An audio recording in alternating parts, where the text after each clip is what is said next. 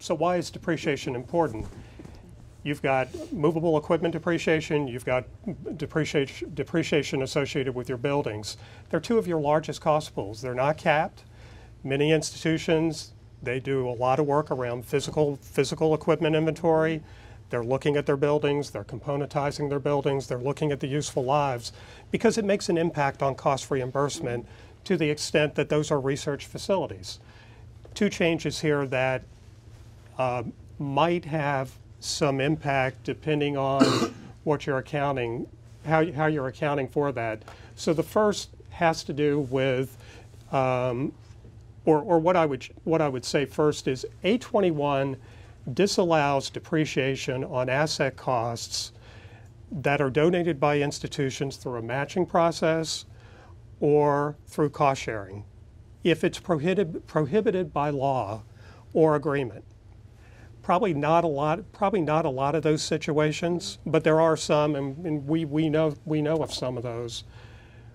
Where the new policy is gone, it's saying that those same type of costs, where they're, the matching through matching or cost sharing, are not allowable, regardless of law, agreement, statute, or administrative requirement. So, to the extent that you're cost sharing on buildings that have been funded by the federal government, that portion of depreciation is at risk, and probably something that schools want to take a look at. The other unknown here is, and Dave, I think where some clarification might be needed, what is the implementation date? For example, you've already funded, you've gone through a cost sharing or match process, the buildings are in service, you're recording depreciation. On the go forward, is that an allowable cost to the extent that you've still got useful life on those facilities? We don't know that yet. Certainly if for new facilities going into process, you probably want to, if you're going to go through a match process, carefully look at it. How much of that match is associated with the requirement versus how much is really being borne by the institution? And you really want to take a look at that pretty closely, because it could have some impact. And so do you think we could make a distinction then, since we're only going to be reporting mandatory cost sharing, that we could in fact carve out some piece of the institutional dollar value, I'm trying not to call it commitment, but it should and separate it from the match? And it should be clearly documented. And then it would still, we would hope, be eligible for depreciation. Yes.